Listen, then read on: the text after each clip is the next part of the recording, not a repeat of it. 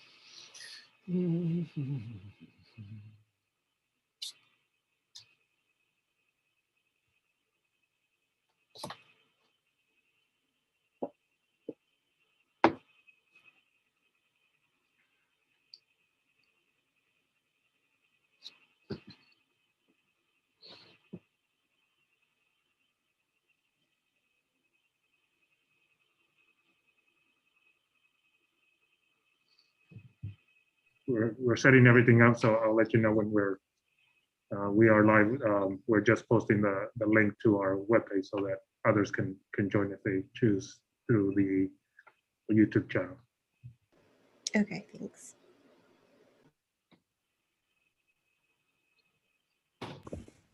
It already says live, Juan. Yes, but we have to post the link to the webpage for those that may not already know how to get to the YouTube channel. So we are broadcasting, we're just adding the link.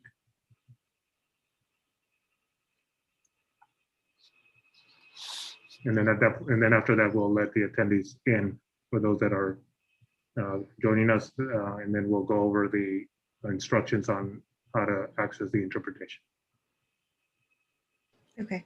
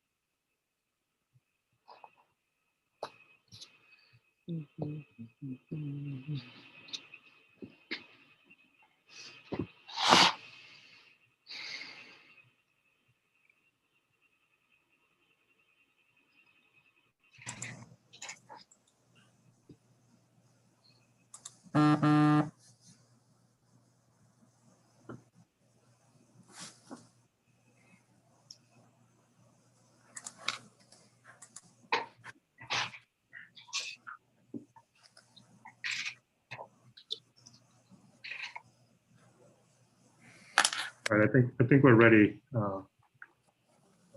Okay. So the attendees have been let in? Yes, so they're coming in. So let me, do you want me to go over the instructions first and then we'll call the meeting to order, or do you want to do that first? Let me go ahead and call the meeting to order, and then I'll turn it over to you to go over those instructions. Okay. So 7:02, we will go ahead and call the open session portion of the Franklin-McKinley School District Board meeting. Will begin. And Superintendent Cruz, if you can go over the instructions for translation, as well as how to access this meeting in multiple languages. Thank you. So thank you for joining us this evening. There is the option of listening to the meeting in Vietnamese and in Spanish for those that are attendees. If you are listening to us via the YouTube channel, you will not hear that translation. So if you want to do that, you need to register and as an attendee, and that's only available through that channel. At the very bottom of the Zoom features, you'll see interpretation, and then there you can click and add Spanish or Vietnamese.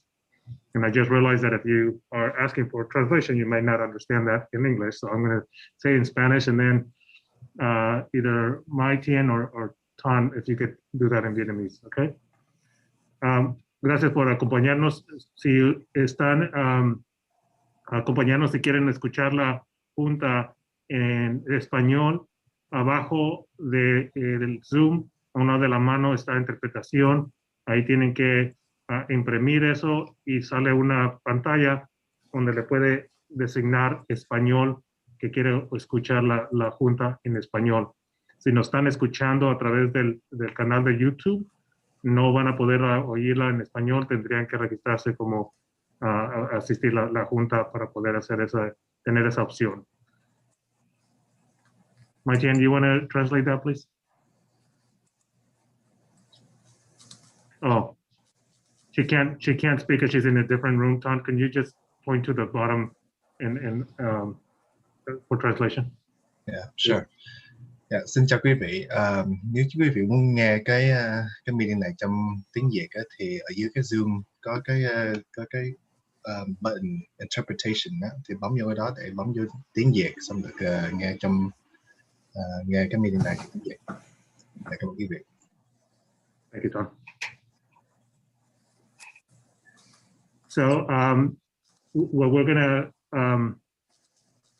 ask is that if I'll give people just a few minutes to just find that and change. And then while we conduct a meeting, I know that many of you are here for item 5.1. So we will go over those instructions once again, and then how we're going to conduct that agenda item.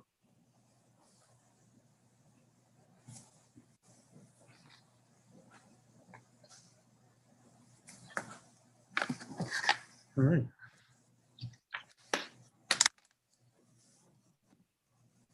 For those instructions, Superintendent Cruz? Yes. Thank you. Thank you. All right, so we will go to general matters. Again, this is the remote board meeting for the Franklin-McKinley School District. We will go to item 3.01, land acknowledgement statement. And I will go ahead and read that now. We acknowledge that the Franklin-McKinley School District and our schools are located in the Muwekma Ohlone Nation, the sovereign nation and original people of the skies, land, and waters where we learn and work. The Muwekma Ohlone people are the stewards of these lands and of the teachings and learnings that come from and responds to the needs of the land and the people who share it. May our daily lives and work, learning, teaching, and community engagement support the evolving vision of the Muwekma Ohlone for their land, for their community and these lands. We will now go to item 3.02, the flag salute. And can I please ask Vice President Tran to lead us in the flag salute? Sure. Thank you. Everyone please stand. Ready, begin.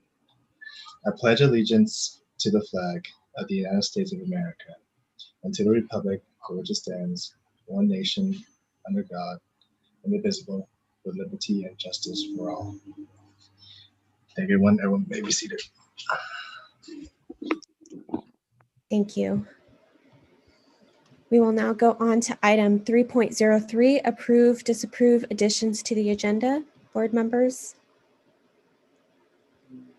Seeing none, we will go to item 3.04, approve, disapprove order of the agenda. Seeing none, we will go to item 3.05, report of action taken in closed session. Superintendent Cruz? The board unanimously approved the closed session minutes of February 9th, 2021. There are no other actions to report. Thank you. We will go ahead and go to item 4, oral communications. Members of the public may address the board on any issue within the subject matter jurisdiction of the board or agenda items. Members of the public may also address the board on consent items before the board's consideration of the items. In accordance with Board Bylaw 9323, individual remarks will be limited to 3 minutes each unless otherwise stipulated. No action can be taken on any agenda items at this time. Questions may be referred to the administration or put on a future agenda item. So we will go to item 4.01, oral communications. Superintendent Cruz. Thank you. I just want to, there's only one item that is 4.01 that registered, Joe Dam. I just want to make sure that that's not, the public comment is not for 5.01, the Rocketship Mosaic Charter Renewal.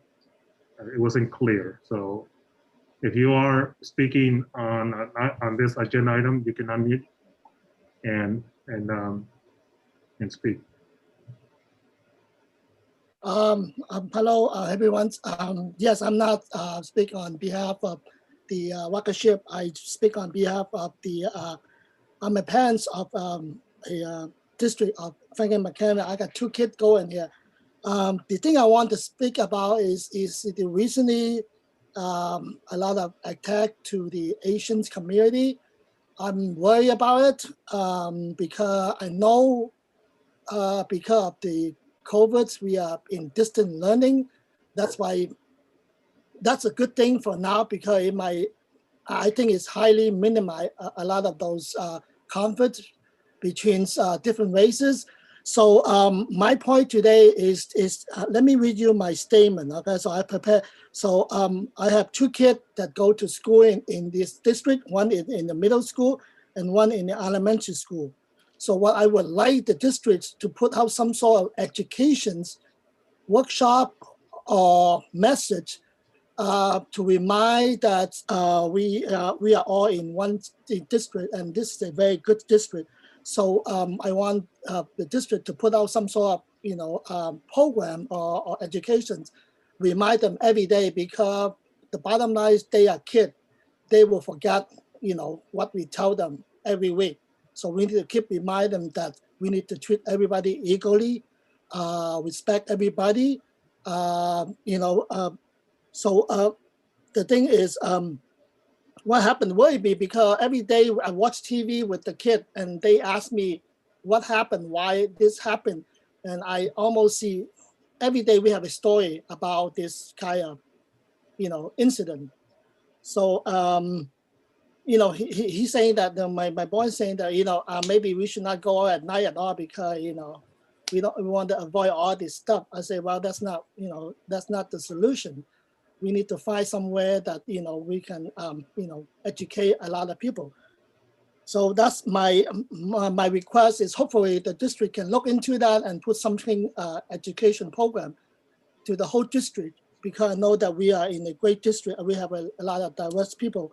And to the end, the only thing I would, you guys, I hope your board to reconsider that when we as a district, we should not pick and choose what way go to what school. So that's another point that I want to address to the board. Thank you very much for listening to me.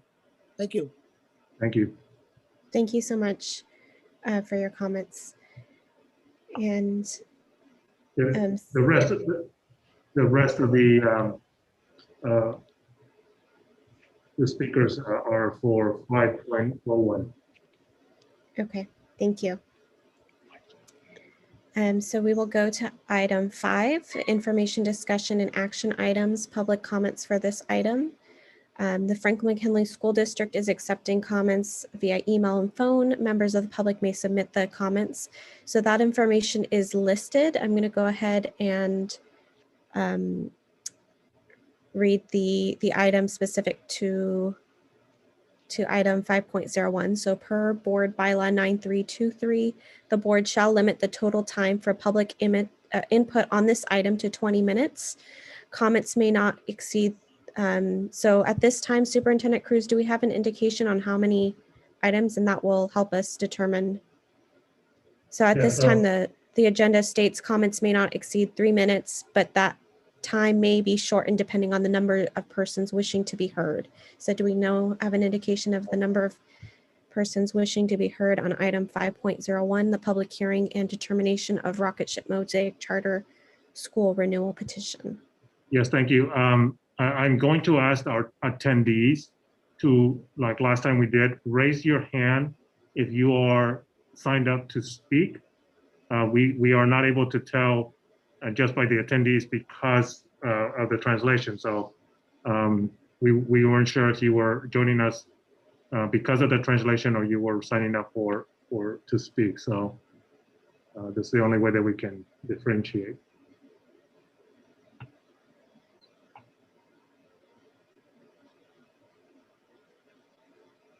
We have about 20 speakers, Board President. Okay. So I think that it would be good for us to Limit to 1 minute each? Yes. Okay, so at this time, we will go ahead and proceed. Before getting to public comments on this item, we are going to go ahead and actually start with the staff report for this item. So Dr. Martinez-Palmer, I will turn it over to you if you're ready. Yes, I am. Good evening. Thank you. May I have the slide presentation put up, please? You set it up. All right. Good evening, Board President Afzal Alberta, members of the Franklin-McKinley School District Board of Education, colleagues and community. On December the 8th, 2020, Rocket Ship Mosaic staff submitted a petition for the renewal of the school charter, which expires this June on June 30th, 2021. As you know, Rocket Ship Mosaic is located within the boundaries of the Franklin-McKinley School District and serves students in grades K-5. In accordance with Board Policy 0420.4, Charter School Authorization and Education Code 47605, the board held a public hearing on January 26, 2021, to determine the level of support for the petition by teachers, employees, parents, guardians, and students. In compliance with AB 1505, staff published the recommended findings regarding the petition renewal on the district website on February the 8th, 2021, 15 days before the determination board meeting. Today is the second public hearing and the determination meeting, at which we will present a brief summary of our review of the charter petition and our recommendation. I'd also at this time like to introduce Dr. Linda Delgado, who is a consultant who has been supporting us in charter school oversight, as well as supporting the petition renewal process. Our presentation this evening will begin with an overview of new legislation that pertains to the charter renewal. Because I know I've been before you many times with charter renewals, but it's a little bit different this time with the new legislation. So we want to make sure you understand the new legislation. And then I will follow with information about our staff evaluation of the petition and our recommendation for your consideration and approval. So Dr. Delgado. All right, can you hear me? Next slide.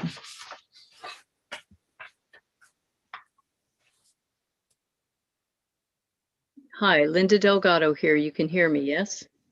Yes. Okay. In our overview of AB 1505, we'd like to, let's see, yes, start on slide 2. The measure was enacted to remedy challenges in charter authorization, renewal, and the revocation of charter petitions. New petitions are changed in that they are now allowed to be authorized by the district, and you are allowed also to charter financial impact or when the district is in financial distress. County and state board approved charters have changed in that you are now authorized, or rather authorizes countywide benefit charter schools. It eliminates statewide benefit charter schools. It places state board charter oversight under the purview of the local school district or county office of education. Next slide, please. Linda, you're breaking up a little bit. I'm not sure what to do about that. Can you maybe mute yourself? I think it's picking up a little bit on background noise on your end. Thank you. Appeals, they are authorized now to the County Board of Education. It limits appeals to the state board only for an abuse of discretion. Teacher credentialing has changed in that the law clarified that charter school teachers must have a state level background check and the appropriate credential for their assignment. Virtual schools, they have established a 2-year moratorium on non-classroom based charter schools. Next slide, please. Charter renewals. This requires authorizers to use the California State Dashboard as the basis for renewal. It allows 5 to 7 years for high-performing charter schools, 5 years for middle-performing charter schools, with specific written findings, allows a 2-year renewal for low-performing charters. Schools are placed, by the way, into each of these categories by the California Department of Education. AB 1505 requires authorizers to use alternative data approved by the state board for middle and low performing charters during the transition period. It allows school closure, meaning non-renewal, for fiscal or governance concerns if the school is not serving all student populations. It eliminates the requirement that academics are the highest priority in renewal, and it requires differentiated assistance and intervention for academic concerns. Next slide, please. These are the overview for the denial criteria. They have not changed. They remain the same under 47605C. Number 1, the charter school presents an unsound education program for the pupils to be enrolled in the charter school. Number 2, the petitioners are demonstrably unlikely to successfully implement the program set forth in the petition. 3, the petition does not contain the required number of signatures, and this one is not applicable for renewals. Number 4, the petition does not contain an affirmation of each of the conditions described in subdivision Ed Code 47605E. The petition does not contain reasonably comprehensive descriptions of all the criteria set forth in Ed Code 47605, 95A through A through O rather. And finally, the petition does not contain a declaration of whether or not the charter school shall be deemed the exclusive public employer of the employees of the charter school for the purposes of Ed Code 3540. Next slide, please. Dr. Martinez-Palmer.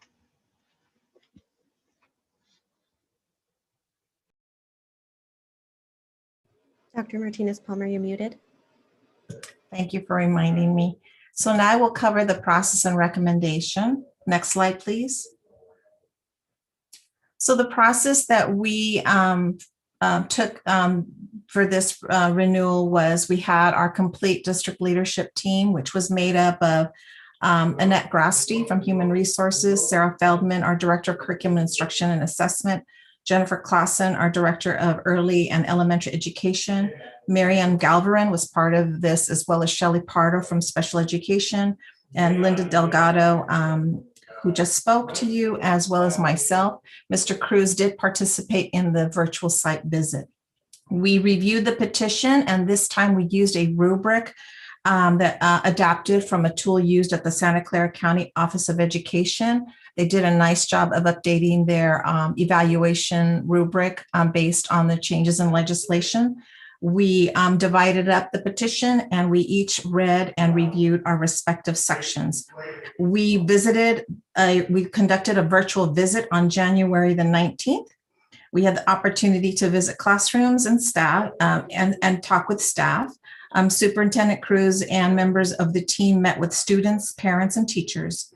And then after the visit, we had a number of questions that we sent to the staff at Rocket Ship Mosaic, and they responded in writing, which helped to clarify some of the information that was missing from the petition and questions that came up during the visit. Next slide, please. We would like to recommend that the board grant the request to renew the charter of the Rocket Ship Mosaic Elementary School for a term of 5 years, conditioned upon the Charter School Committee in writing to the conditions that we've set forth, as you can see in Exhibit A of the resolution, executing a memorandum of understanding, which would be completed no later than February the 28th, 2021.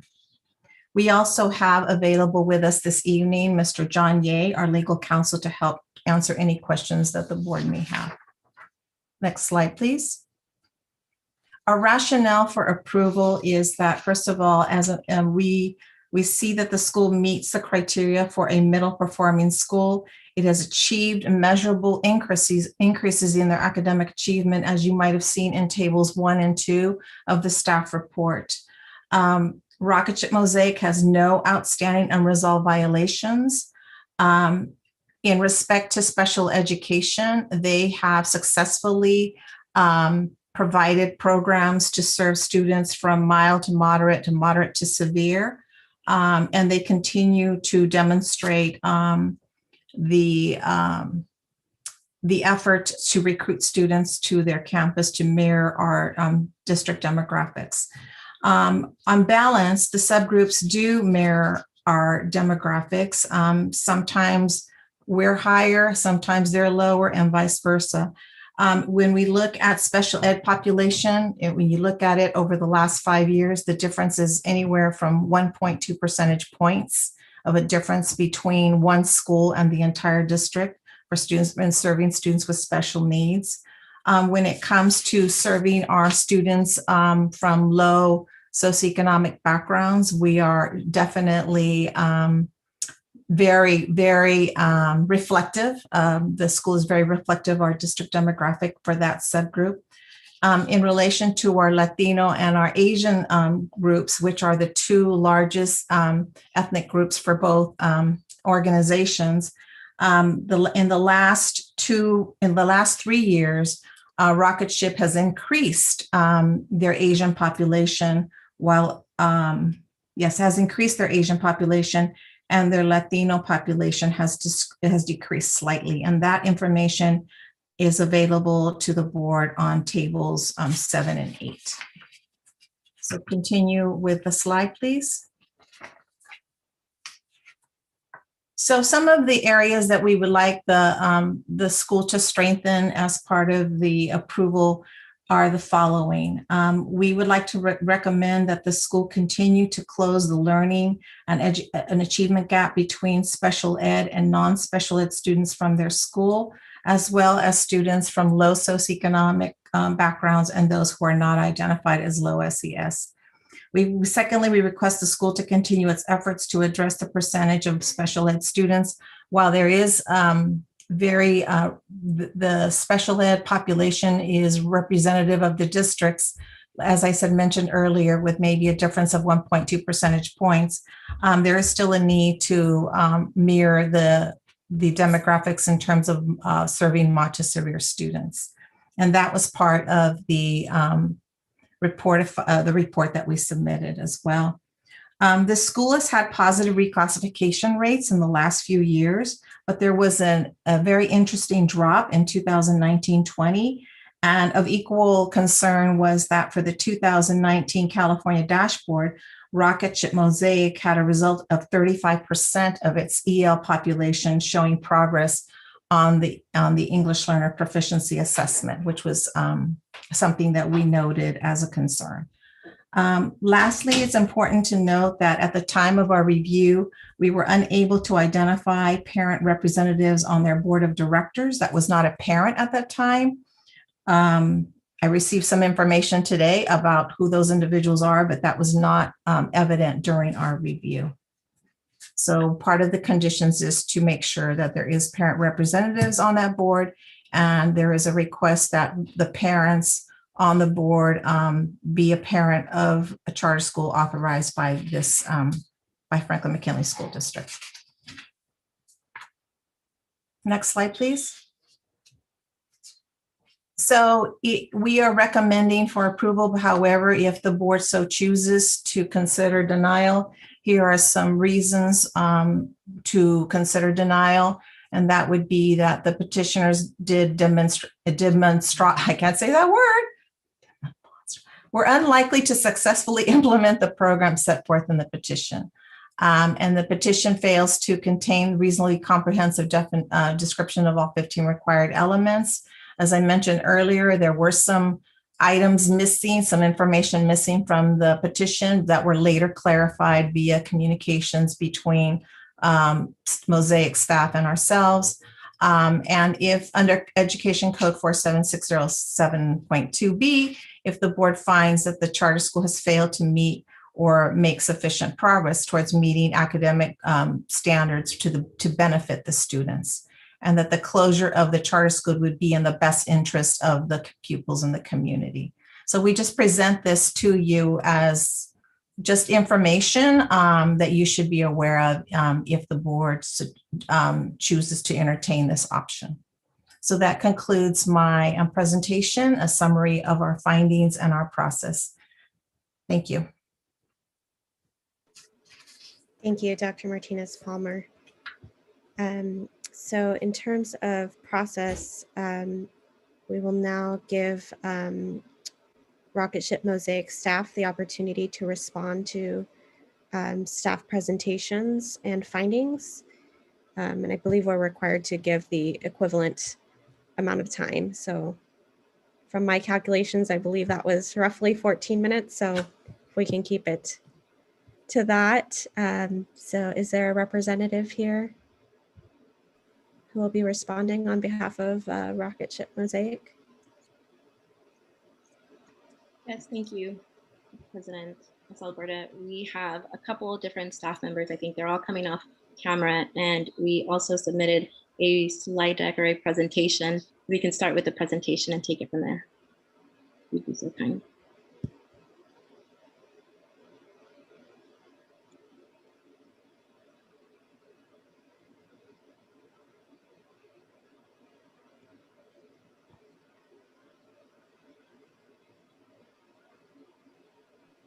Janine, Yes. as we get to the presentation ready, we did receive a communication earlier, I think, from Mr. Simmons.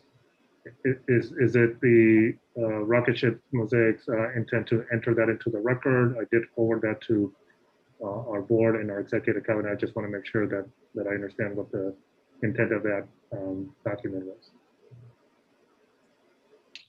Yes, the intent is to enter it into the record. Okay, thank you. Thank you, Superintendent Cruz. We can go ahead and get started if you will move us along to the next slide, please. Good evening, Superintendent Cruz, President of Alberta, and distinguished trustees. I am Janine Ramirez with Rocket Ship Public Schools, a public charter network that is making a difference in our community. I am honored to be here today representing Rocket Ship, the parents, teachers, leaders, and students of Rocket Ship Mosaic Elementary. We are so proud of the district's positive recommendation for approval of another 5 years, and thought it would be helpful to share further insight in some of the questions that were raised in the staff report. Next slide, please. The staff report notes significant disparities among socioeconomically disadvantaged students, or SED for short, and their more affluent peers at Mosaic. It is not a surprise affluent students outperform SED students in schools across America. That problem is not unique to California, to this district, or to Rocket Ship. We are, however, proud of the work we are doing to close that gap. I'd like to invite you to closely examine the slide. While it is true that Mosaic has disparities in the performance of SED students compared to their more affluent peers, It is important to note that the gap in performance between these two groups is smaller at Mosaic than either the state or the district. In fact, we are incredibly proud that our socioeconomically disadvantaged students at Mosaic, on average, are more proficient in both ELA and math than non-socioeconomically disadvantaged students across the district. While we want 100% of students, no matter their economic background, to achieve at or above grade level, we are making meaningful progress towards our goals, and we will not rest until we have closed that gap. Next slide, please. The staff report also made reference to an achievement gap between Hispanic and Asian students at Mosaic. This slide shows that gap in our school, in the Franklin-McKinley School District, and the teal lines show the state averages for those subgroups. It is clear that we are all struggling to get all subgroups achieving at the same level. But at Mosaic, no matter if a student is Asian or Hispanic, they achieve at unprecedented levels. At Mosaic, both our Asian and Hispanic students outperform their peers in the district and state. In fact, both Asian and Hispanic students outperform or equal the state average when compared to all students. Absolutely, there is work to be done to close our internal ethnic achievement gap, and we will do that by raising up all students, reaching new heights of achievement for all kids, no matter their background or ethnicity. Next slide, please. I now turn your attention to the California School Dashboard. Prior to the 2019-20 school year, Mosaic was on track to be identified as a high-performing charter for renewal purposes according to AB 1505. For multiple years, we have been in all blue and green on the dashboard, and it wasn't until May of 2020 when the CDE revised the dashboard to introduce English Language Progress Indicator that this orange level was interjected into our dashboard. Because testing has only happened once since its introduction, we have not had the opportunity to show progress year to year, but this rating was imperative to help us identify areas of growth. For more on that, I turn to Ms. Duprell, Principal of Mosaic, to share more about our work with English language learners at Mosaic. Thank you, Janine. Good evening, trustees, Superintendent Cruz, and staff. As our California School Dashboard indicates, Rocketship Mosaic is an excellent school. You can see that Mosaic is meeting or exceeding the bar in terms of absolute performance and year-over-year growth in both math and ELA. The addition of the ELPI metric indicates that we have room for improvement with our English language proficiency. Next slide, please. As our CASP data clearly shows, our English learners are showing steady improvement on grade level standards in both ELA and math, as measured by the statewide assessments. 58% of our students are classified as English learners, and we are incredibly proud of the growth that we have seen from our students in recent years. We credit the success to the tireless work of our teachers, our partnership with the families of our English learners, as well as a deepening of our instructional practices, infusing both integrated and designated English language development lessons into our daily work with students. As proud as we are of these results, we know that there is still room for growth as we continue to close the gap between our English learners and their peers. We are confident that we will continue this trend as we work to get the majority of our English learners up to and above grade level in the future. Next slide, please. As noted in the staff report, we have experienced variation in our English learner reclassification rate year over year. If you take a closer look at Table 5 from the staff report, you'll note that we reclassified 7.4% of our English learners in the 1920 school year. In the previous year, however, we reclassified 28% of our English learners. While we have experienced variation from year to year, when we look at the average for the 4 years of data shown in the staff report, Rocketship Mosaic has a reclassification rate that is consistent with, if not slightly higher than, the state, the county, and the district. Next slide, please. Thank you, Ms. Duprell. Now let's turn our attention to special education, an overall area of focus at Rocketship. What you see illustrated on Table 8 from the staff report is that there is a fluctuation from year to year, which is normal, especially when looking at a small sample size like Mosaic compared to a district which is tenfold its size. As you can see here, the district-wide percentage of students classified as students with disabilities is roughly 1.2% higher than that of Mosaic for the 1920 school year. The year prior, however, Mosaic was at 9.2%, while the district average was at 8.2%. This variation from year to year underscores the fact the slight variance from year to year is perfectly normal, especially when examining enrollment numbers for smaller sample sizes. But for a more depth and look into this, I will turn to Mr. Echeverry, Director of Schools and former Mosaic principal. Thank you, Janine. Good evening, FMSD staff, Superintendent Cruz, and distinguished trustees. Over the past few years, we have made increased efforts to communicate to families that we serve all students, including students with moderate to severe needs. Because of these intentional efforts, we have noticed an increase in the percentage of students with disabilities at Mosaic. As you can see, from a starting point of 7% at the start of this charter term and currently at 9.2%. Even with this growth, however, we recognize that there is still an opportunity to do more and to continue increasing our special education population so we can provide more students with access to our inclusive special education model, a model that's not found in every school. Perhaps this is a place where Mosaic can partner more closely with Franklin-McKinley district staff, and we'd love any insights or potentially the opportunity to partner around this goal. Next slide, please. I'd also like to take this opportunity to highlight the amazing accomplishments of our special education teachers, students, and families in the 2018-2019 school year. As this table illustrates, Mosaic students with disabilities are outperforming their peers at the district and state level in both ELA and math on the SBAC. We're incredibly proud of these results, and we remain committed to closing the opportunity gap and the performance gap between our students with disabilities and their peers at Mosaic. We are proud of the measures that we've put in place to support the unique needs of each of our students with disabilities, and we are confident that we will continue to close the gap for all of our students as we move forward. Next slide, please. Janine. Thank you, Danny. That recruitment effort you see in special education. Janine, I'm not able to hear you. We're still not able to hear you. How about now?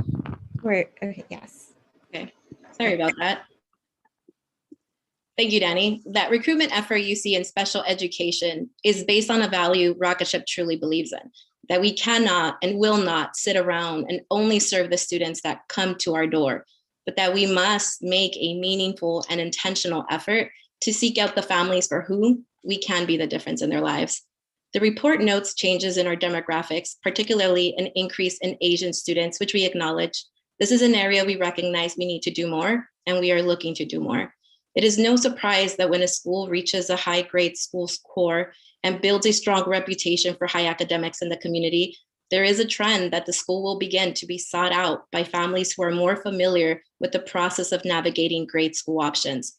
And whereas we cannot control or stop anyone from applying to our schools, because that would be illegal, we are looking to take an active approach to make our schools equitable through intentionality and effort.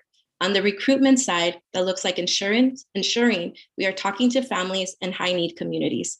Furthermore, as we all know, state law governs charter admission policy, and we do not have the power to change that. Once someone applies to our schools, they're officially in our lottery system and will be prioritized accordingly. We cannot add a priority based on race because that would be discriminatory and against the law. But we learned that we could add a priority based on free and reduced lunch, and we added that to the petition that is before you. And actually, it's a priority that we are adding to all of our schools in the Bay Area because we want to stay true to our mission of serving high need students. There are things we cannot control, but we are committed to working around the items that we can control. We truly believe that by further prioritizing students who qualify for free and reduced lunch, we will continue to fulfill our mission of serving low-income students and eliminating the achievement gap. Next slide, please. And now I'd like you to meet Mai Huang Ho Tran and Yolanda Bernal-Samano, who officially joined the Rocketship Governing Board in March of 2020. Back in 2019, we launched a multi-month process to add parents to our board. We wanted this to be a transparent process, open to any parent who wanted to apply. The application process was mass communicated to all of our schools across different mediums, and I personally held informational sessions in schools directly speaking with parents who wanted to learn more about board service. The Regional Advisory Board, or RAB, comprised of parent leaders who have been elected by their peers as school site council presidents and vice presidents, played an integral part in this process as well. It meets regularly with me, our governing board, other key leaders in the organization, and like I said, played an important role in helping select parents to the board. The RAB interviewed all of the candidates who applied and advanced finalists to the governing board for their consideration. Although the original plan was to add one parent in 2020, we ended up adding 2 Santa Clara County parents and have plans to add a Contra Costa County parent during the next year. Yolanda and Mai Huang have been an excellent addition of parent voice to the board. As you can see, we are deeply committed to transparency and parent voice on the board. Although Rocketship supports the spirit of this condition and already has a parent of the Franklin-McKinley authorized school on our board that's already meeting this requirement, as mentioned by staff earlier, we do have some concerns about how the condition is framed and would like the opportunity to work with staff to align the language with our agreements we've already made with the Santa Clara County Board of Education. The goal is to avoid potential conflicting conditions from different authorizers within the same county. Next slide, please. In conclusion, Rocketship Mosaic is proud to be a California Distinguished School in 2020 and to be one of the top performing schools of the Franklin-McKinley School District. Mosaic is an excellent school who is striving for success. However, excellent results have never been a reason to be complacent at Rocketship, and we assure you they will not be now. The team you see before you today, in addition to the teachers and staff that you cannot see today, but are at home watching on their computers, are deeply committed and passionate about student success. It is our mission to close the achievement gap in our lifetime. And in order to do so, the hard work does not stop. Regardless if these conditions existed or not, we are committed to continue doing more and doing better. What we think could be helpful as we work to create those plans noted in the first 4 conditions is to better understand what is the standard we are being compared to, or what should we be striving to reach in the district size.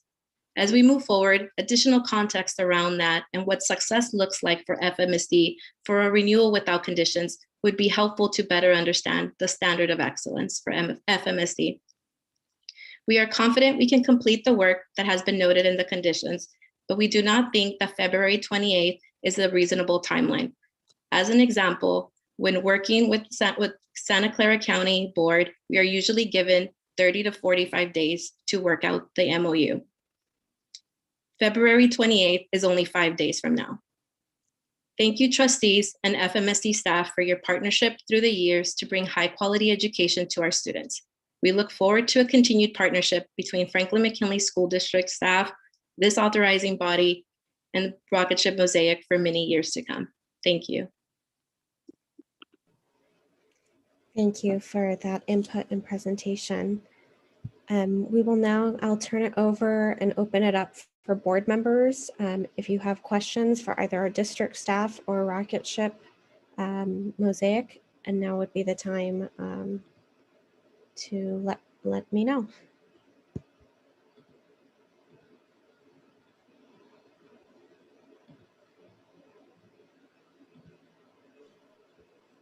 And I can't see George, you're muted. board members. I saw George, he's muted. Okay. Yeah, I was going to ask in terms of the required elements, there's 15 required elements for the renewal of petitions such as Rocketships. And this is for our staff. Is this a checkoff that you do as you go through each of the elements, or is there a little write-up on each one, or how is that done? You know, that's what I want to know. I can answer that.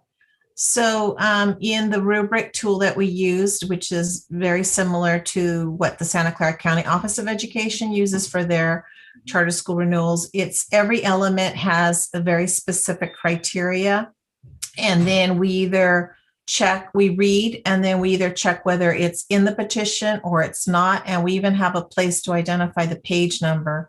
There's a section for comments and questions and concerns. We shared that tool with Mosaic when Janine brought over the petition on December the 8th. She provided that rubric with the page numbers where we could identify the specific sections. So it was a very, it was a good process because we could, I mean, the binder is like huge. There's a lot of different sections to the petition. But you know, overall, all 15 were acceptable. I mean, they were acceptable. They were sufficient. Like I said before, there were a few questions, things that were missing or things that we didn't see. There was some clarifications that were provided later. Thank you, Janine, later on. So, I mean, it's a lot. It's pretty dense. So for the most part, the petition was complete. Linda, did you want to add anything?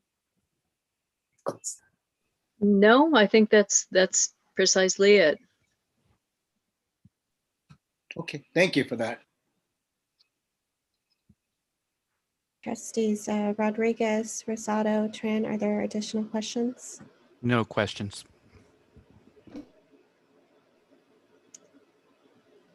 Right, and I know I had submitted several questions to district staff prior to the meeting. So if I could just ask that those be submitted as part of the record. Will do. Okay.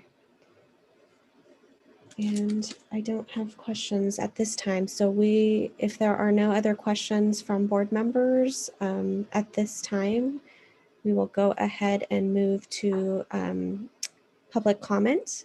So I just want to review that criteria, which I stated earlier. Per board bylaw 9323, the board shall limit the total time for public input on this item to 20 minutes. Based on, I believe, the number of requests for public comments, we will go ahead and limit comments to not exceed 1 minute based on the number of people, again, wishing to be heard at this time. Yeah, and Superintendent Cruz, do you want to review the process for that? Yes, thank you. I just want to make sure that those that are attendees, I've seen hands go down. So now we have 9. So I just want to make sure that I am clear in who's asking to speak on this item. Okay, now we're back to what it was earlier. Okay. Thank you. Yes, so what we're going to have is as we call your name, we will allow you to unmute. And then I will start the timer as soon as I can hear you speak.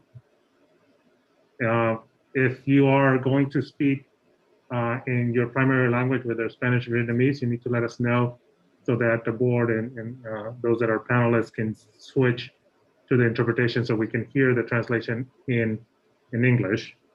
And I think those are the only directions at this point.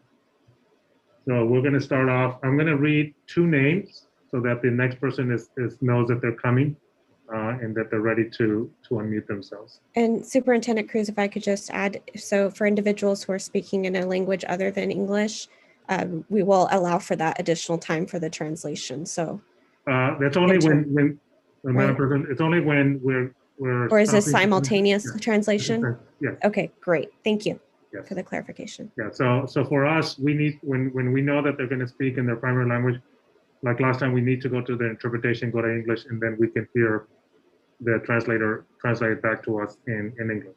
Okay, thank you for the clarification. All right, here we go. We have Evelyn Policitri, and then after that, Araya Gutierrez.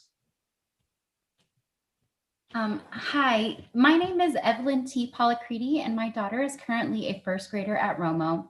In a recent meeting, our data source was seen as not so credible, so I did some research to correct our mistake. I was able to pull facts from the California Dashboard 2019 results for local schools within our vicinity. The data shows that Romo clearly met or exceeded all standards required by the state, even where our fellow neighboring schools fell slightly short. We can all agree that the 2020 data will be unique due to the pandemic, And virtual education is difficult. And as a parent, I'm not the educator that my child needs for the curriculum being taught. I don't have the patience that Romo teachers have, and they've gone above and beyond to make sure that all Rocketeers have a positive experience. My daughter is currently performing well above her grade level in both literacy and math. I am very proud of the academic growth my child's shown despite the pandemic setback, and that's all thanks to educators at Romo. So please vote yes for us to remain open for the next 5 years. Thank you. Thank you. We'll now go to. Hi, my name is Aria Gutierrez. I am in kindergarten. I have a brother who also goes to Romo. I love my school because of my teachers and my friends. I'm excited to go to first grade and see my friends. Please vote to keep Romo open for 5 more years. Thank you. Thank you, Aria.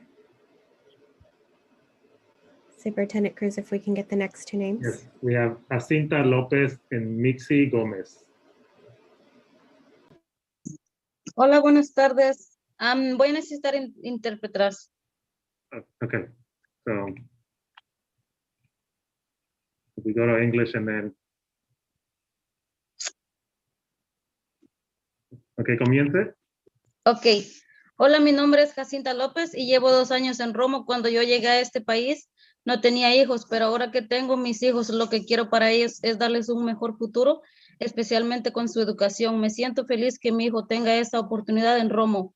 Mi hijo empezó desde kinder. Cuando entró, mi hijo no conocía ni una letra y no hablaba inglés. En estos 2 años ha crecido mucho.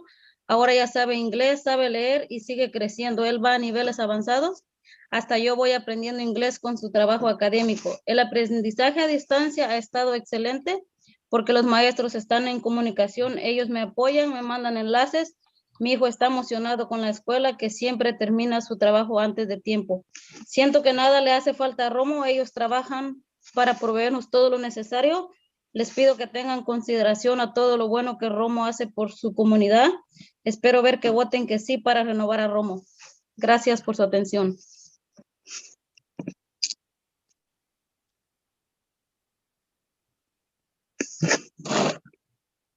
Thank you.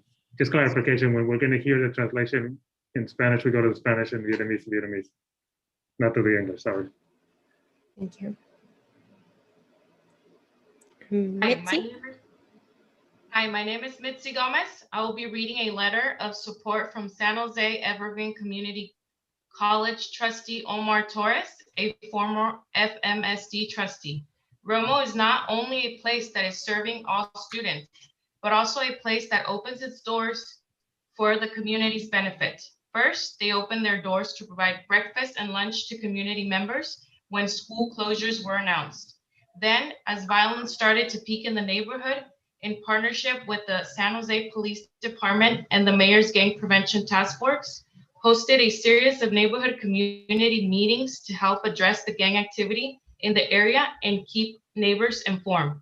Romo was also a good partner when the city of San Jose needed to get the word out about lack of census counting in District 7. Romo's commitment to their students and their community makes an exemplary school. I have seen this over the years, and I am excited to see what Romo can do for our community. I support the renewal of Romo, and I urge this board to vote to approve for 5 more years. Sincerely, Omar Torres. Thank you. Thank you. Can we go to the next two? The next two, we have Yolanda Bernal and Mark Viamlanta.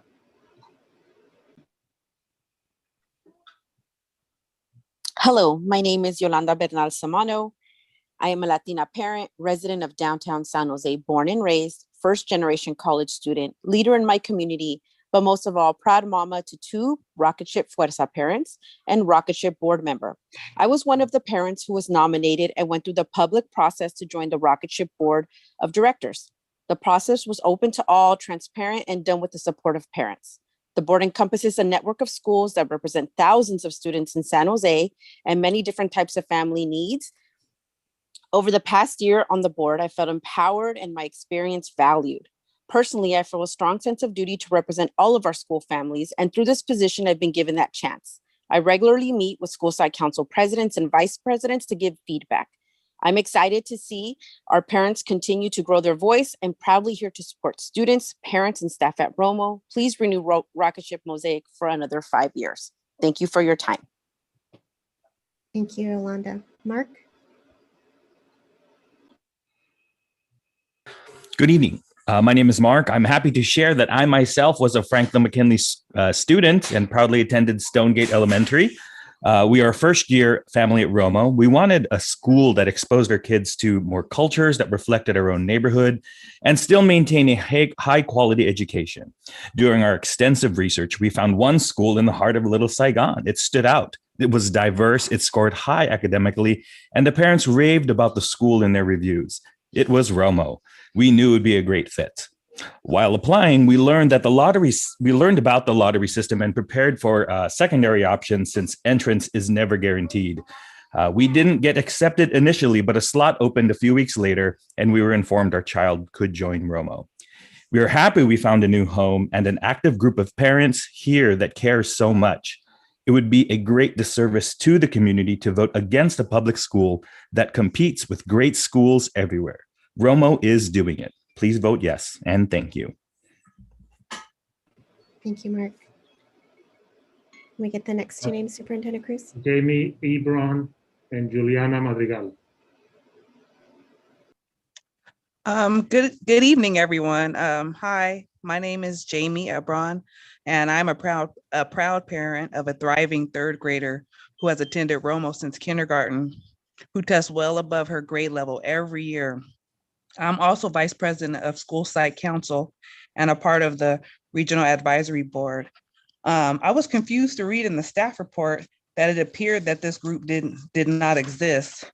As I am a current active member, we meet regularly with representatives of other schools and Rocket Ship management. But I did hear Dr. Martinez clarify that earlier when she was speaking. I am very happy being a part of this group because all of our opinions are taken into consideration and many of them have been utilized. This group is made up of a diverse number of parents that represent the entire Rocket Ship community. From a parent's perspective, I love that and I love this school. Please renew Romo for 5 more years and thank you for your time. Thank you, Jamie. Juliana Madrigal.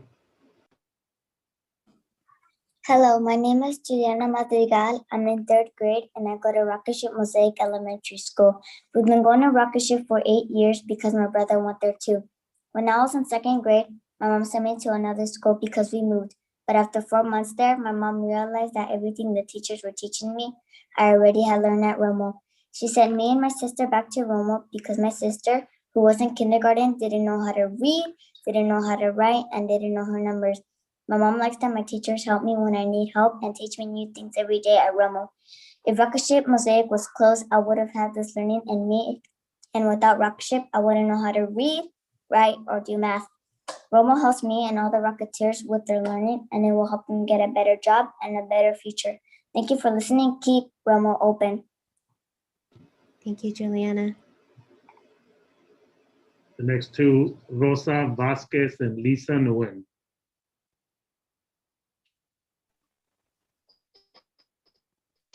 Buenas noches. Voy a ocupar traducción, por favor.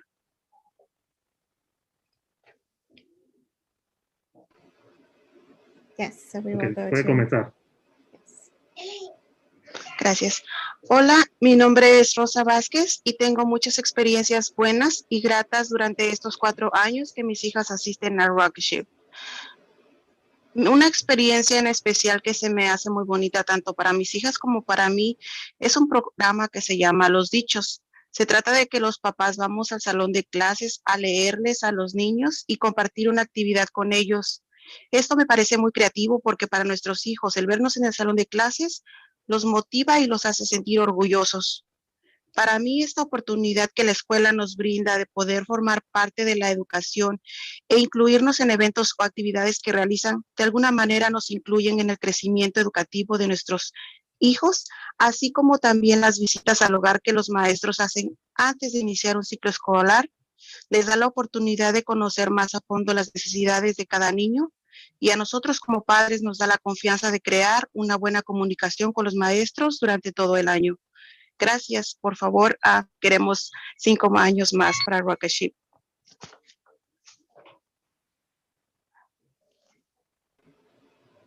Thank you, Rosa.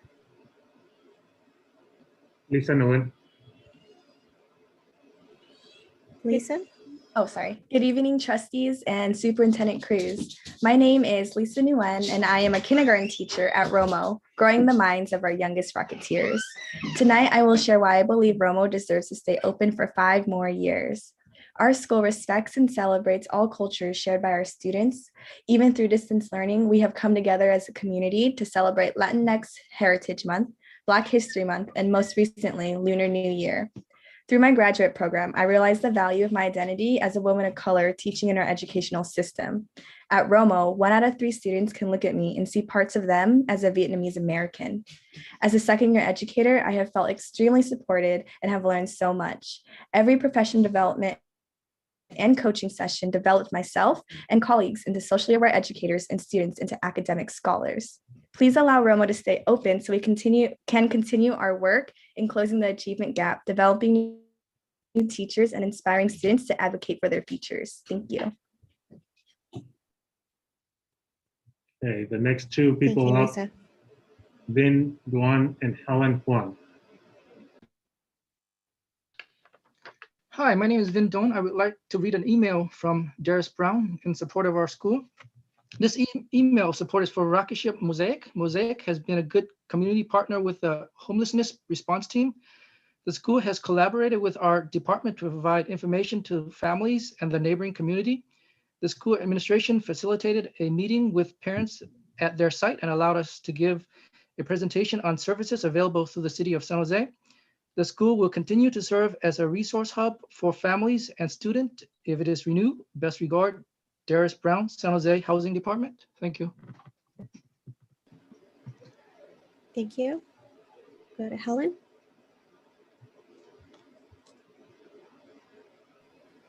Good evening. My name is Helen, and I'm a parent serving in the Air Force Reserves. When I deployed for 6 months to Qatar and Kuwait, Romo made an extra effort with my family. My son was getting picked on by a bigger boy, and his teachers keyed into the situation with speed and care. I credit their positive guidance to my son gaining an unlikely friend that year. My daughter, timid and being at a new school, also told me how she sometimes felt like crying for no reason, but that she felt better after talking to her teachers. Her teachers recognized my daughter's separation anxiety and helped her build self-confidence and flourish in school during this tough period. Romo truly cares for the whole child, and they cultivate a strong sense of accountability and community for all. Until we discovered Rocket Ship, my husband and I lost sleep about the quality of schools where we could afford to live.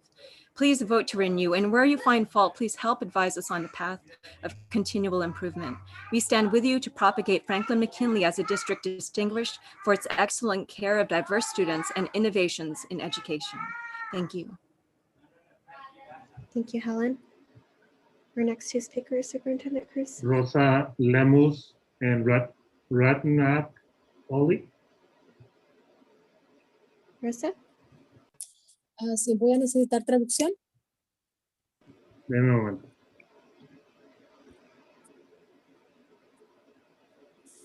Ok, puede comenzar. Gracias.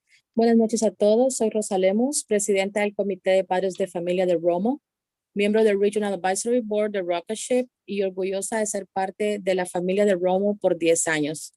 Hoy quiero compartir con ustedes mi experiencia como parte del Regional Advisory Board de Rocket Ship. Esta es la segunda vez que formo parte de este. Estuve también en el ciclo escolar 2018-2019 Y me gustó porque ahí aprendemos a mejorar la comunicación con nuestras escuelas y con la mesa directiva, ya que lo formamos padres representantes de cada rocketship. En el Regional Advisory Board también tenemos la oportunidad de interactuar y aprender, porque aquí toman en cuenta nuestras ideas como padres de familia, nuestra voz es escuchada, además nos motivan a participar, a opinar en las reuniones, a no tener miedo y a presentar ideas y actividades para beneficio de la educación de nuestros hijos. Por eso les pido su voto para renovar Rocketship Mosaic por 5 años más, para que más padres de familia participen de esta experiencia. Gracias.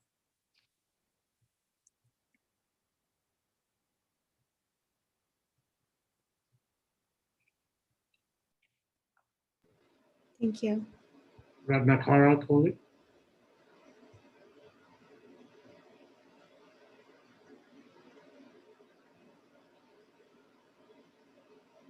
Ratnakar, do you have comments?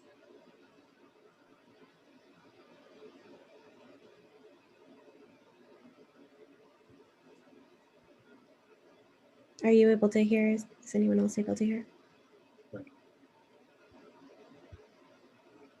And perhaps we can proceed and come back if possible. Sure. Shelby Lozada.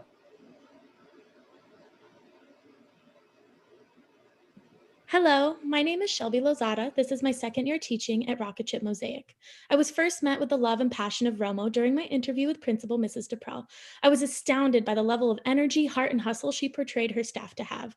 I knew I craved a community and a team that led the pack in the pursuit of social justice. Romo fit that part perfectly and did not disappoint.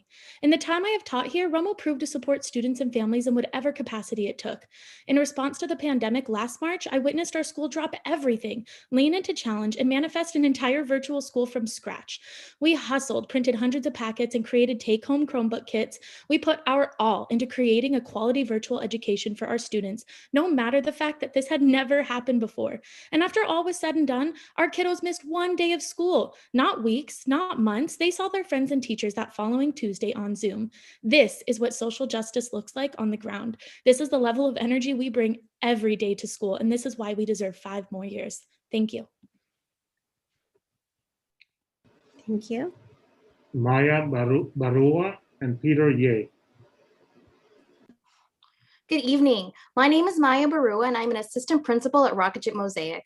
This is my second year as a school leader, my 6th year at Romo, and my 9th year in education overall. Romo is a community unlike any other, and I use the word community very intentionally.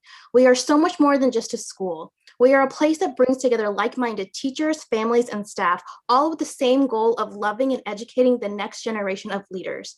We are truly one massive collective of kindred spirits here at Romo. Romo has helped me achieve things I never thought possible, but the power of this community gave me the confidence I needed to dream bigger. This community gave me tools to be courageous and lifted me up when I doubted my own strength. Romo has always had my back, and now it's my turn to return the favor by urging you to let us continue the transformational work, because there is still work to be done and we are not ready to quit. Thank you. Thank you. Peter.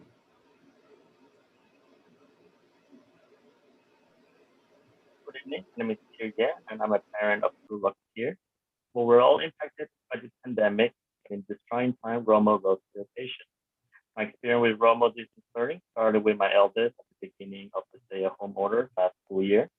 As a critical infrastructure worker, we were thrown into this mess to figure out how to care for our kids while managing their vacation and not being able to be fully present. Within a day of school closure, Romo had their distance learning program available, but technology was challenging to adopt. I knew that Romo had my kids' education covered and provided structure in this time of chaos. With the coming of 2020 school year, not only do I have my eldest attending 2nd grade, I also have a first-time kindergarten.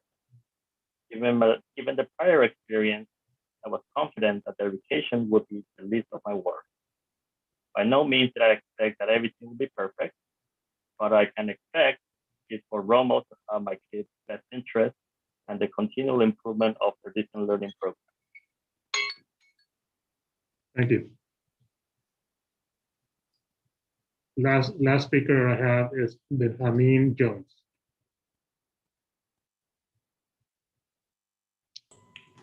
Hello, thank you for letting me speak. My name is Benjamin Jones, and I have 2 students at Rocket Ship Mosaic. I'd like to start out by pointing out that I live in Morgan Hill, and I believe in Rocket Ship so much that I drive my children to San Jose every day. I have a first grader both of my children have been in Romo since kindergarten, and I have a first grader that is moderate to severe autistic on the spectrum.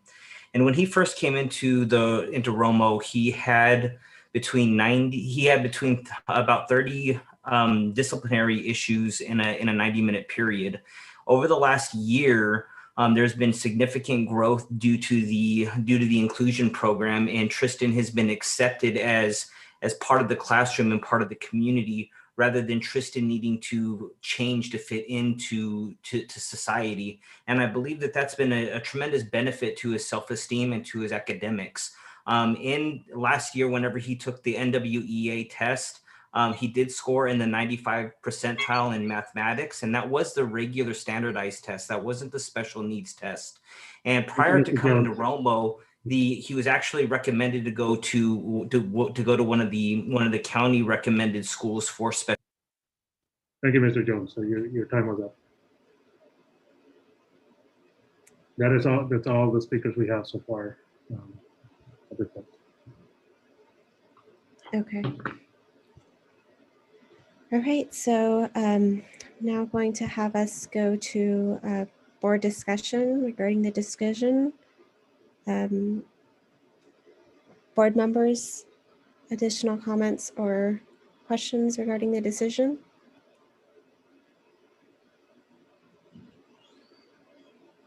Board Member Sanchez? Yeah, I just want to thank the parents, the students, staff, for their comments, and appreciate their being here this evening in support of their school. Thank you. Board Member Rosado? Likewise, I'd like to echo what George just said. I do appreciate the support and all the comments that came through from the families, the staff members. So thank you for that. Trustees Triano Rodriguez? Yeah, I'll go ahead and I want to thank the Rocket Ship staff for having us participate in their virtual tour of the school. I realized from observing the few classes that I observed that this is reflective of all teachers throughout all education systems. Having the distance learning situation, I had no idea how challenging it was for our teachers, especially at the younger grade levels. I was getting tired just watching the teachers manage. I think it was really, it seemed like only about 5 or 6 children. So I have a new respect for teachers who are dealing with the distance learning at this time. It is certainly a challenge, and I don't know how they do it, but it's probably the passion for teaching. And I'm so proud of all of our Franklin-McKinley School District teachers for the great work they're doing for all of our children throughout this district. And I just want to echo all the board members as well. Thank you to the parents and Rocket Ship staff to come and fight for your school's renewal. So I believe we've heard what we needed to hear, and that's all I have to say. Amen. Thank you, trustees. I do have some comments and clarifications that I, as I was going through the data, that I wanted to be sure also. So thank you for everyone for the input, and to all the community members, parents. I was also able to participate in a parent meeting, I believe 2 weeks ago now, but it was quite a number of parents and Romo community members. So I was grateful for that opportunity. The areas that I had some comments on that I just wanted to note, seeing some of the discrepancies between the staff report as well as the presentation from Romo. So for the sake of clarity, just want to be sure that I'm understanding this correctly. But in terms of the percentages, although Romo is close in terms of the entire overall special education population, the percent of students who are classified as moderate to severe is almost double in the district as compared to Romo. I just want to be sure that that's correct, Assistant Superintendent Dr. Martinez-Palmer. Yes, so I think you're referring to, we actually had a correction and a errata sheet sent to you today. So, and thank you, because we had to clarify it with Romo. So I think there was, so they're reporting, and I don't know what their source is for 2020-21, that of their 9% special education population, that 14.28% is identified as moderate to severe. And we took, at around the same time that we were visiting the site and looking at the review, and in the review process, we asked Dr. Galbraith to pull our own data, and we pulled it from SACE. So that was our source, SACE, on February, in early February. And so and at that time, we have 13.03% of our population in Franklin-McKinley being identified as students with disabilities, and our moderate to severe population is 27.3%. So yeah, if you compare 14.28 to 27.31, it is almost double. But this is a snapshot in February, right, for this year. Completely understand. And the reason I just wanted to make sure that that was clear to our broader community and public is it's also important when we're considering, the term largely mirrors, and also comparing data, that we have to understand we're comparing apples to oranges in terms of percentages and what that looks like in terms of our student needs and student performance. The other comment I had was in terms of the MOU and the timeline for that. Was that, and perhaps this is more for legal counsel, is that a standard time, or is that something, how is that time determined? Hi, good evening. This is John Ye, legal counsel. That's not a legal deadline. It was really one that was more motivated by wanting to be expedient with the process. So when the findings were posted about 2 weeks ago, we had developed a draft MOU to send to Rocketship. They actually returned it probably within a week. There are probably a very small handful of items that need to be resolved, but I would say nothing that would stand in the way of actually resolving it expediently. So now that we know that, we are very close to being able to agree upon something that we can bring to the board soon.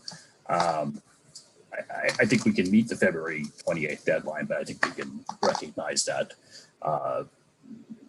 we're very close to having an agreement to be able to bring to you, the board, maybe sometime in March. So the February 28th deadline, I think we can recognize that doesn't need to be written in stone. Okay, so just to clarify, that process was not starting today. That process started prior to today. The process started probably about 2 weeks ago. We had developed an MOU that was based on the previous MOU. We had sent it to Rocketship because there were some updates according to law. They returned it actually late last week, and I would say we are probably about 99% of the way there. So that's correct. It doesn't. It's okay. So I just wanted to be sure we weren't only providing 5 days, as was previously stated for this the MOU process. No, that's correct. Okay.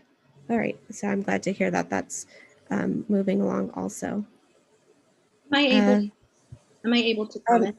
We're limited to board comments right now, and then if board members have specific questions, they can refer to Romo staff as well.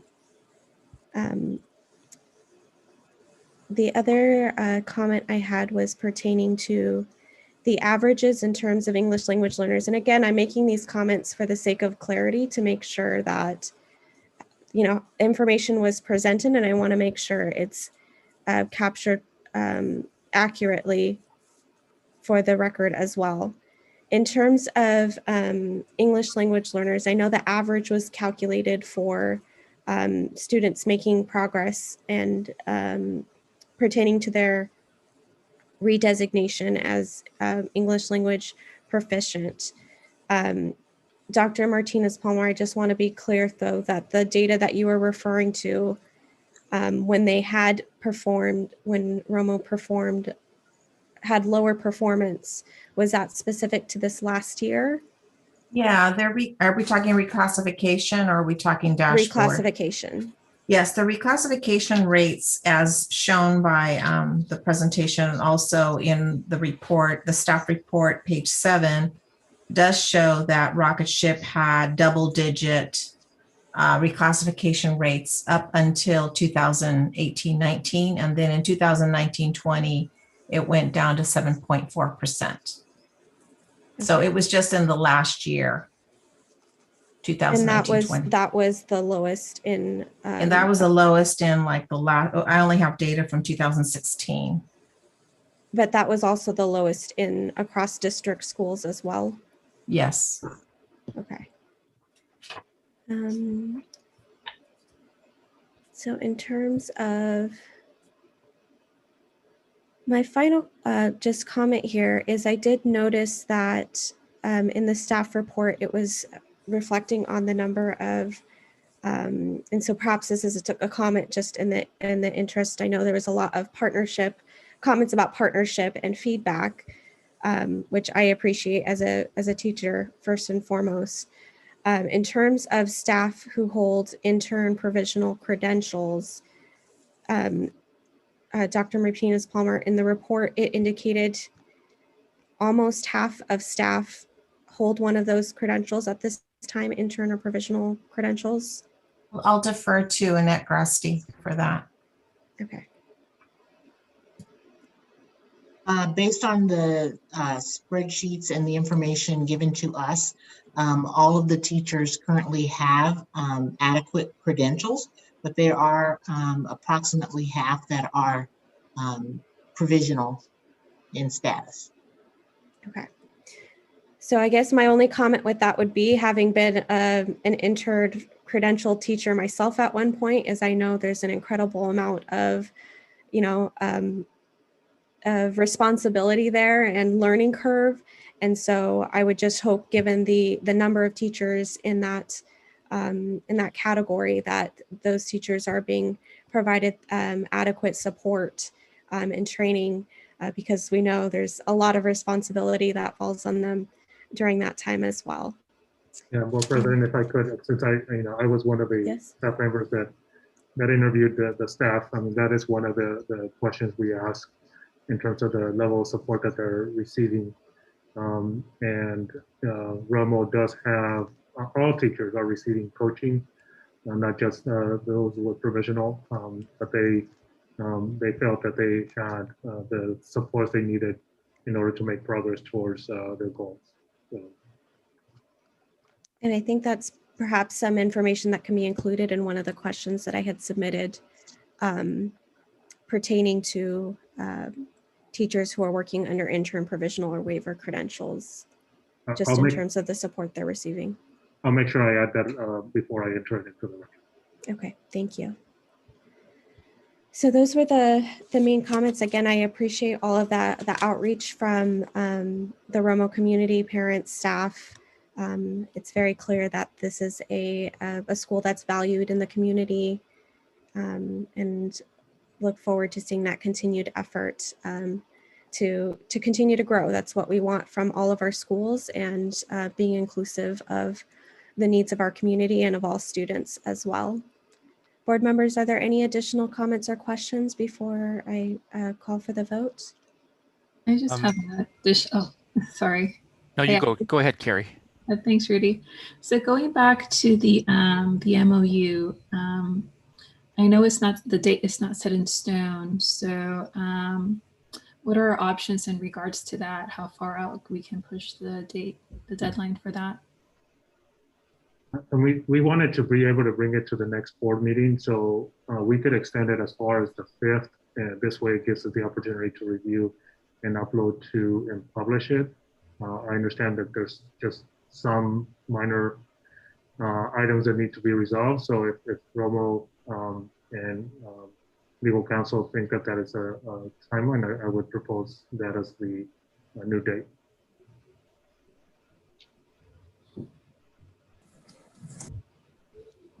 Would that be acceptable to Mr. Ye? Yes, I mean, just to give a little cushion, maybe we could say 1 to 2 more March board meetings. We just need to clean the agreement up because it's in red line form. But I think that sounds certainly like a reasonable and achievable timeframe. Rocket Ship can also accept, I think that the question was, would Rocket Ship accept? So Rocket Ship also can accept the March 4th deadline. The only thing I would like to add clarity is that we do accept the conditions 1 through 4 written as is, and we were requesting for condition 5 to either be dropped or the flexibility to align it with the framework we already have with the Santa Clara County Office of Education or board. So as long as that's part of it, we agree to move forward. Thank you. Trustee Rodriguez, did you have a comment as well? Yeah, I was wondering if we can add the credentialing issue onto the agreement as well. Is that something we would want to add to the agreement to hold them accountable for providing the support for the teachers? Is that, Mr. Ye, is that something that would be appropriate? Yes, the MOU that's been exchanged already contains a provision regarding credentialing and meeting requirements, but I am interpreting your concern to be supporting providing support for teachers. Absolutely. Okay. If we can just add a sentence on there, I think it's important that I appreciate what Board President Alberto stated in terms of the importance of supporting our teachers. We can certainly do that. Okay, thank you. That's it. Any additional comments from board members? All right, if not, I will accept a motion on this item. Move to approve action item 5.01, the approval of the renewal of Rocket Ship Mosaic Charter School. Second. Right, this item has been moved and seconded, and for the sake of clarification on this motion, can you clarify the maker of the motion, because there are multiple items on here, what exactly you're moving? Yeah, sure. So we move to renew Rocket Ship Mosaic for another 5 years. Is that clear enough, or? Legal counsel or Superintendent Cruz, if we could just make sure that the wording, especially for the resolution, is clear. I believe the one outstanding item, Ms. Ramirez has indicated some hesitancy with respect to item 5, the condition 5, which was creation of a board member seat on the National Rocket Ship Board for a parent of a Franklin-McKinley authorized school. She, I think she believed that there would be some issues in trying to reach out, or at least some further work. So we could certainly, I think the proper procedure would be for the maker of the motion to entertain a friendly amendment just to soften that requirement a bit. Maybe that the charter school would work with district staff to find a way to improve or enhance parent representation on the national board. Yeah, and so I think to add, I think this is what our board president is asking. The motion to approve the resolution that's presented with the caveat of working with staff on resolving item number 5 that aligns to Santa Clara County language about parent on the Romo or on the rocket ship board. Is that correct? Well, and I also know there are 2 resolutions on the board packet, so I just want to be sure that whatever is being stated is accurately capturing what the board is voting on. The option within the resolution, is that correct, Board President? Right. So there were 2 submitted options: the option to renew, the option to deny. So I just want to be sure that the resolution, which I think Vice President Tran stated to approve. So if there are no amendments to that, we can move to the vote. So just to clarify, Vice President Tran, it was your motion what I stated in regards to the resolution to approve based on the resolution presented, with the caveat that we will work with Romo on item number 5 to align to previously agreed language with Santa Clara County? Correct. Okay. Okay. So hearing no other discussion, and we will move to a roll call vote. Board Member Sanchez? Aye. Board Member Rodriguez? Yes. Clerk Rosado? Aye. Vice President Tran? Aye. And I, Maymona Absalberto, vote aye, so that motion passes unanimously. We will now move on to item 6, consent items under 25,000. So thank you, Rocket Ship attendees, Romo attendees, and communities, and congratulations on your renewal. And you're welcome to continue to join us for the meeting if you would like. Yes. But we will be moving on to item 6, which is consent items under 25,000. Members of the public may address the board on consent items before the board's consideration of the items. In accordance with board bylaws 9323, individual remarks will be limited to 3 minutes each unless otherwise stipulated. Board members, let me know if you have, Superintendent Cruz, are there public comments on this item? Just quickly wanted to say thank you before we log off. Can you repeat that, Superintendent Cruz? All right. No public comment for these items. Okay, thank you. So board members, let me know if there is an item you'd like to pull. Otherwise, I'll accept a motion. Move to approve consent items 6.01 to 6.03. Second. All right, item 6.01 through 6.03 have been moved and seconded. We'll move to a roll call vote. Board Member Sanchez? Yes. Board Member Rodriguez? Yes. Clerk Rosado? Aye. Vice President Tran? Aye. And I, Maymona Absalberto, vote aye, so that motion passes unanimously. We'll move on to item 7, consent items over 25,000. Again, members of the public may address the board on consent items before the board's consideration of the items. In accordance with board bylaws 9323, individual remarks will be limited to 3 minutes each unless otherwise stipulated. We have item 7.01. Board members, let me know if you'd like to pull that item. Otherwise, I will accept a motion. Move to approve consent item 7.01. Second. Item 7.01 has been moved and seconded. We will go to a roll call vote. Board Member Sanchez? Yes. Board Member Rodriguez? Yes. Clerk Rosado? Aye. Vice President Tran? Aye. And I, Maymona Absalberto, vote aye. That motion passes. We will now go on to item 8, construction items. Members of the public may address the board on consent items before the board's consideration of the items. In accordance with board bylaw 9323, individual remarks will be limited to 3 minutes each unless otherwise stipulated. Board members, let me know if you'd like to pull this item. Otherwise, I will accept a motion. Move to approve construction item 8.01. Second. Item 8.01 has been moved and seconded. We will move to a roll call vote. Board Member Sanchez?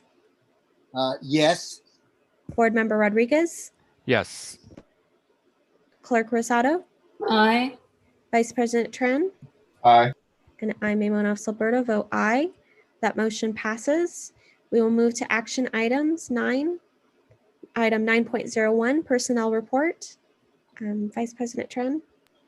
Madam President, I move that the personnel report be approved as submitted and that A, the retirement for the following employee be approved: Renee Gonzalez, paraeducator SDC at Hellier, effective 6/15/21. B, the resignation for the following employees be approved: Amanda Chartrand, teacher at Hellier, effective 6/15/2021. George Padilla, teacher at Santee, effective 6/30/2021. Thank you, Vice President Tran. Second. All right, item 9.01 has been moved and seconded. We'll move to a roll call vote. Board Member Sanchez, Yes. Board Member Rodriguez, Yes. Clerk Rosado, Aye. Vice President Tran, Aye. and I, Maymona Silberto, vote aye. That motion passes. We will go to item 9.02, the February 9th, 2020 board meeting minutes.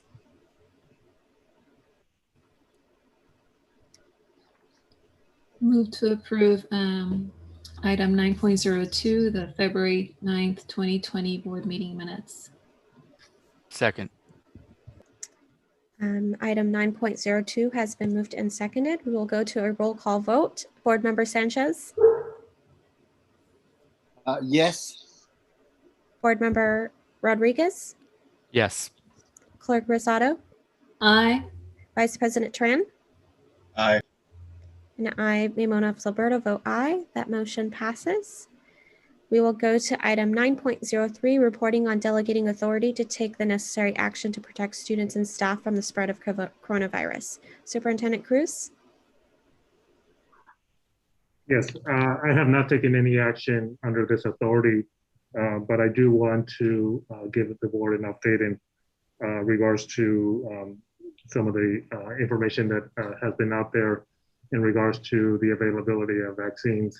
As you all know, the vaccines have been made available now to those in education starting on the 28th.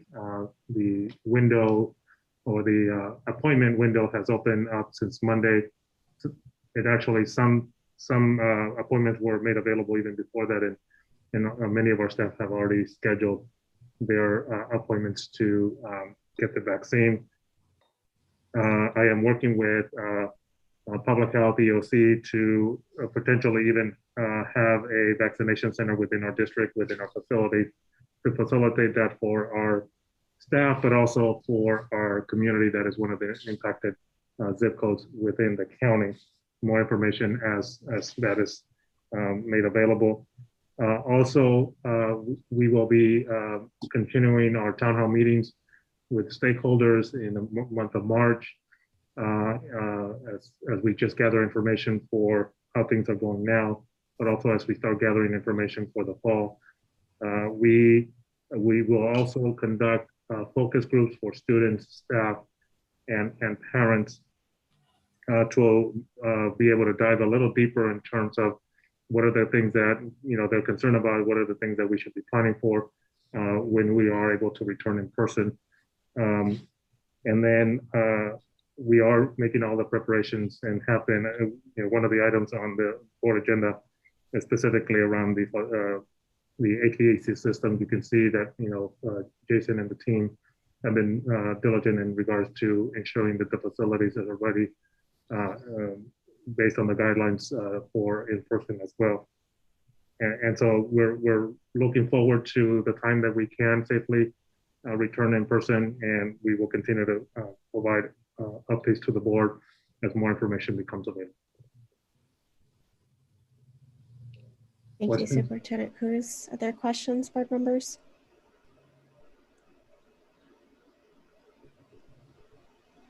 And Superintendent Cruz, the information to have our staff sign up, should they choose to sign up for vaccinations, has been shared? Yeah, so we shared, yes, it went out over the weekend. More information has gone out, and will go out not only to our staff, to our parents, because it does also, some of our parents would be eligible based on their categories of agriculture, food service, and obviously the age requirement. So we are working with Healthier Kids Foundation and First Five always on creating flyers that are translated in Spanish and Vietnamese. And there's an actual number that if somebody is just having trouble, they can call that number. There's somebody that's going to be able to help them in their primary language to be able to sign up for an appointment. So that if it didn't go out today, it'll go out tomorrow. We just received that. And again, it goes out to all staff. It goes out to all our parents in our community. Great, thank you. I'm glad to hear that. Any other questions, board members? Otherwise, thank you for that update, Superintendent Cruz. Yes, as well. We are also sending surveys to our staff as we start preparing for the summer. So that's also something that we're working on. We're projecting that we'll be able to do this in person. And so we're surveying both our general ed and our special ed staff to identify those that are willing and able to come in to provide summer school in person. And as we get more of that information and more of those plans, we will make sure that we share that with the board. President Absalberto, I do have a question. Go ahead.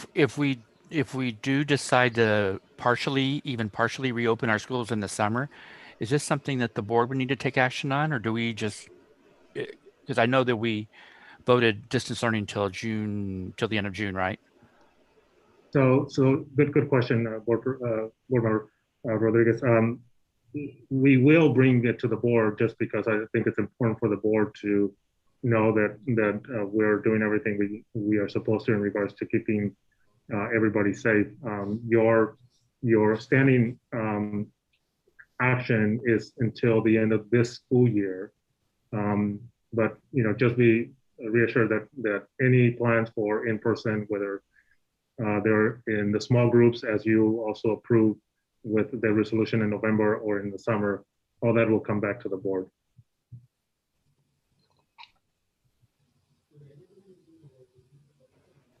Thank you, Superintendent Cruz. So if there are no other questions, we can go on to item 9.04, the 2021 ballot for CSBA Delegate Assembly.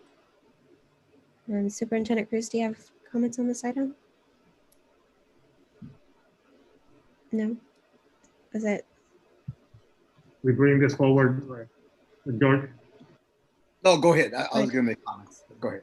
No, go ahead. I'm going to the item. So if you want to make a comment real quick. Just a couple of quick comments. There's some 270 delegates throughout California, and they gather twice a year in May, and then right before the conference, CSBA conference. They gather together and give input from the respective region. We're Region 20, and we have some 14 delegates. So every year there's 6 and 6 being voted on. There's 2 that are permanent. We don't vote on them. We just select them, and that's from San Jose Unified, Teresa from San Jose Unified, and then Rosemary from the county. So those are permanent seats that belong to them, and then the others are selected for 2-year terms. And so it's kind of important because you do give a lot of you give your input from your region in terms of what the needs are, what the issues are, so on, so that it's reflected at the state level, and then you make decisions accordingly that CSBA abides by. Mostly, and anyway, but it's an interesting group. It's an interesting group throughout California. Kind of a conservative group, you could say. We tend to be more liberal in our area, but if you look, California is very big. You do have a lot of delegates from a more conservative regions, so it's an interesting makeup. But that's why it's important that we continue having our voices heard. George, I have one question. Yes, go ahead. On the delegate, the attached document to this item on page 2, it shows the list of delegates for this region, yes. And it shows 3 vacancies. Why are there 3 vacant spaces on there? You know, that's Albert Rodriguez, who's our director here.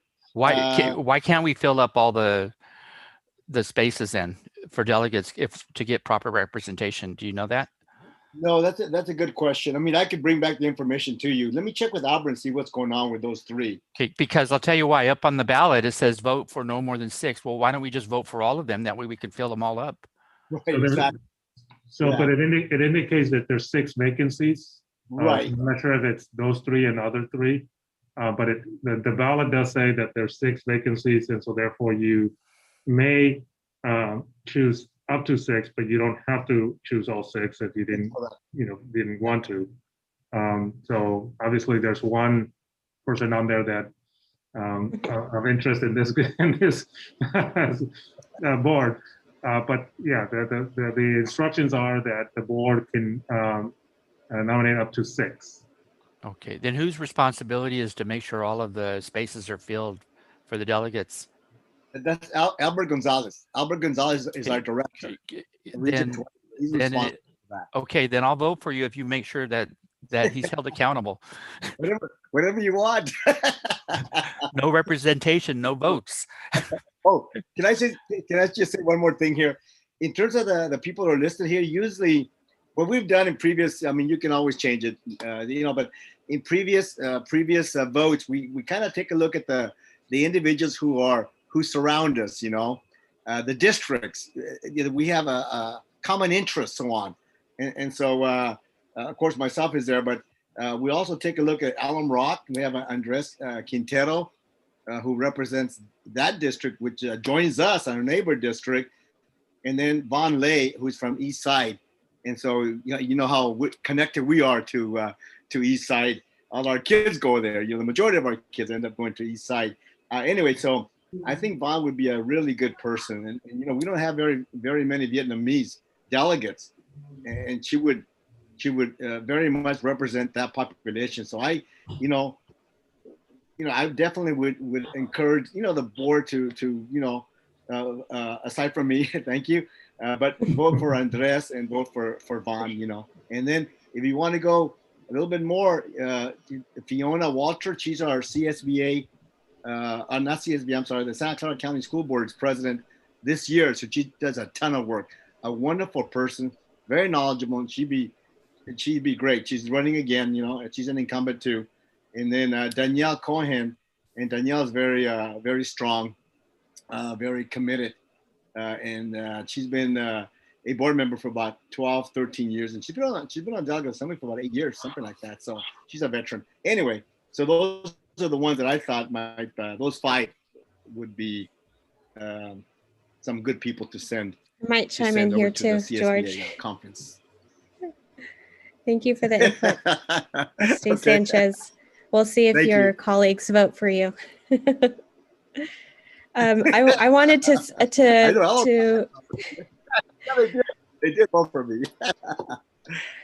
I wanted to offer, I do know Devin Conley on the Mountain View Wisman School District. I know she's a former teacher and has also been involved in as one of the co-founders of the Digital Equity Coalition. So she's been very involved in a lot of the advocacy for, helping us bridge the digital divide here, as well as moving to the state level. So I'd like to offer that as well. To my board colleagues. Other input, Carrie? I wasn't sure if you had. I also wanted to second that, Devin as well, because of her background and experience in teaching, and so and just advocacy overall in the community. I think is someone we should consider as well. Would be good. Was that a unmute, Ton? No, I was just going to make the motion. Okay. Trustee Rodriguez, did you have a input? Just one other comment. I have not heard from CSBA regarding any position on the question of reopening our schools. So George, if you could, get I'll some get kind that, of yeah. a statement from them, because Yes. I have not received any information from them regarding the position on that.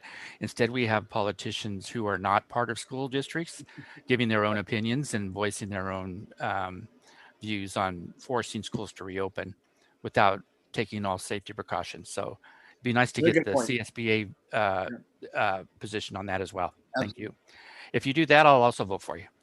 And they do represent 1,000 districts, in California, over Well, 1,000. yeah, They let's should make have a big our let's make our voice heard. You're right. Absolutely. Yes. So if there's no other discussion, I'll accept if someone wants to make the motion on filling these vacancies. Sure. So I move to nominate Danielle Cohen from Campbell Union School District, Devin Conley from Mountain View Wisman School District, Bon Lay from Eastside Union High School District, Andres Quintero from Owl Rock Union School District, Fiona Walter from Mountain View Los Altos High School District. And I feel like I'm forgetting one more person. No, that's it, Ton. That's it, Ton. And so George Sanchez from Franklin-McKinley School District. I'll second that. Good one, Ton.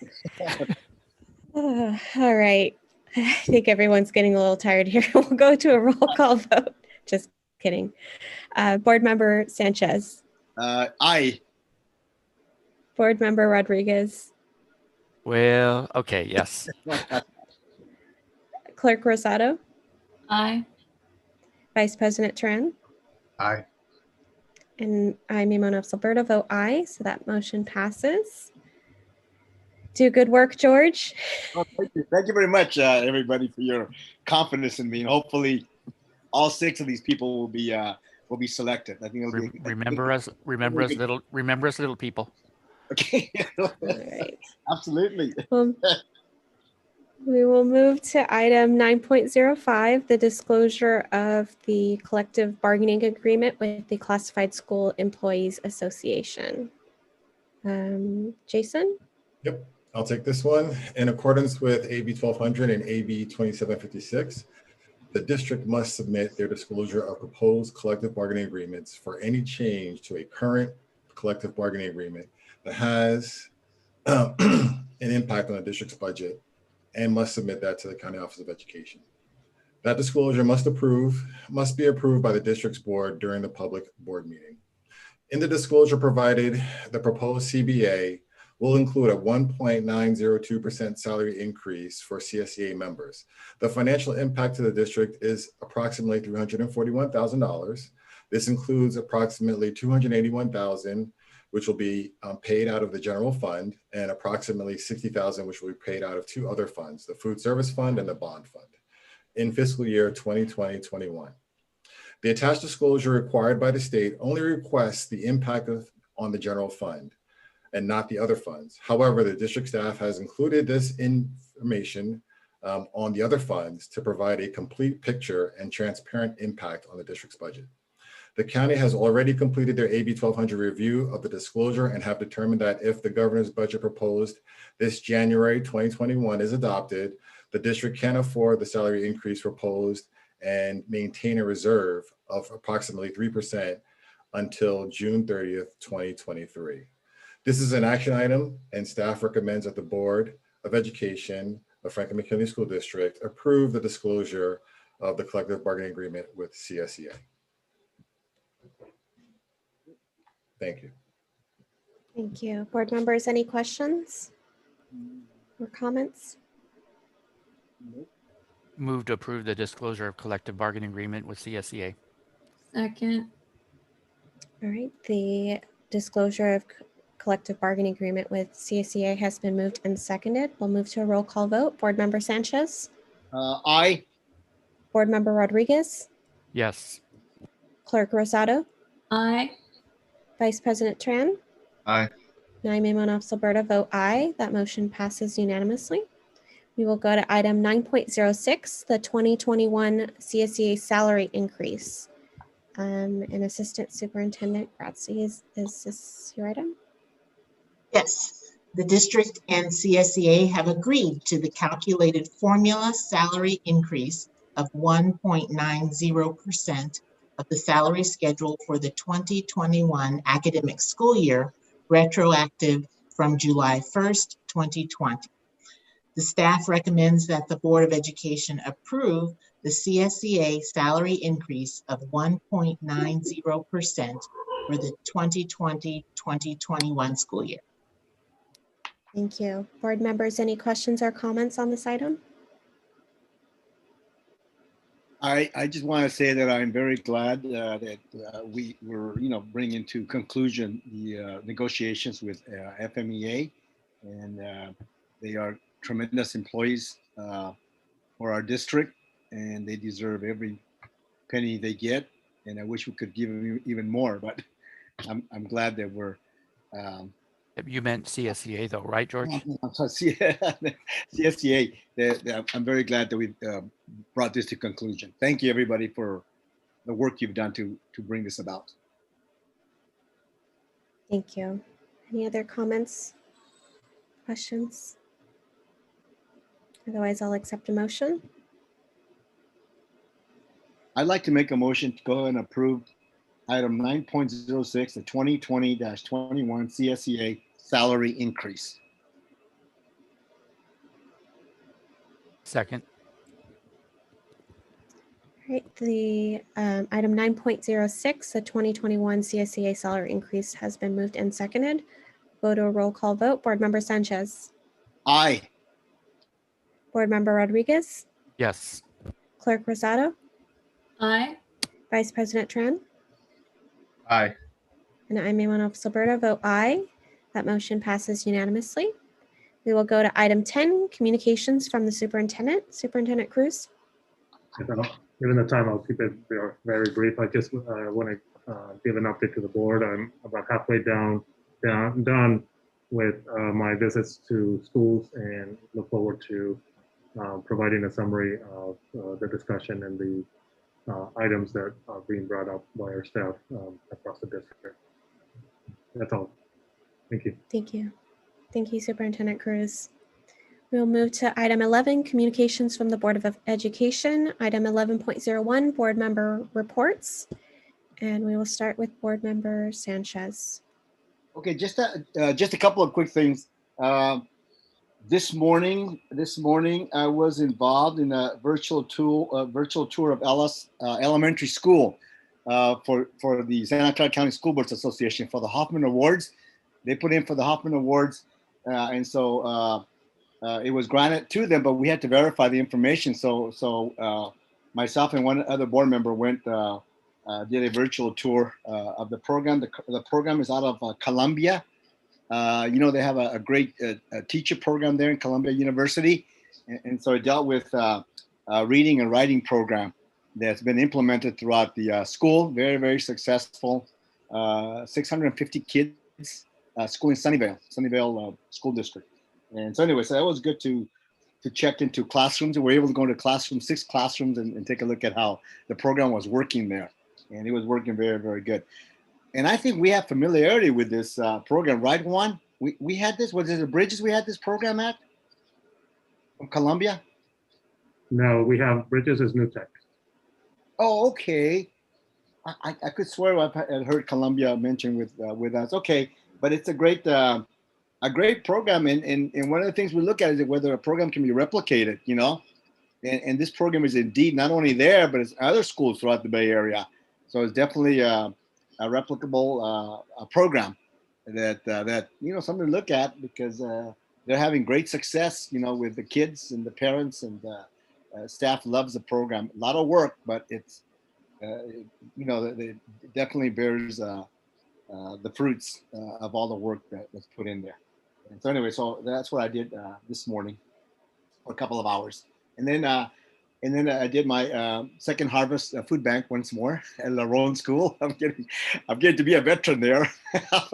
I'll probably be there till I start subbing again. When I start subbing, when schools open up again, I go back to putting in some hours in the classroom. But for now, I'm helping out everywhere. That's my report. Thank you.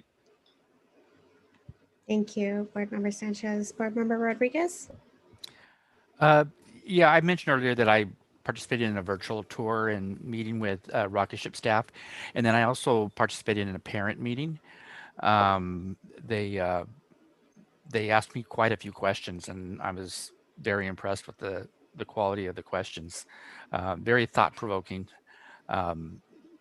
So I just wanted to mention that. Okay. Thank you. Clerk Rosado? No report. Thank you. Vice President Tran? No report.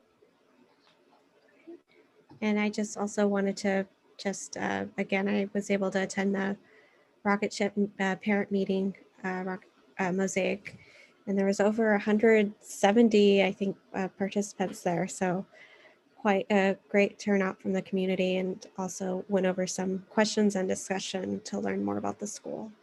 And then I also just wanted to share and encourage others who qualify. I signed up for my COVID vaccine as a special ed teacher, so I will be getting my first dose of the vaccination next week. And I look forward to providing an update on how that goes. But for anyone that qualifies in our district and our community, we're now in 1B as a county. So I encourage anyone who qualifies to take advantage of that opportunity and hopefully help us as a community get to a safer place. So with that, we'll move to item 11.02, agenda item requests. So there are a number of items, and it looks like they've been updated with dates as well. So some of those requests coming up. Board members, are there any requests? Yes, I have one. Can we put on our next board agenda resolution condemning the violence against the Asian community?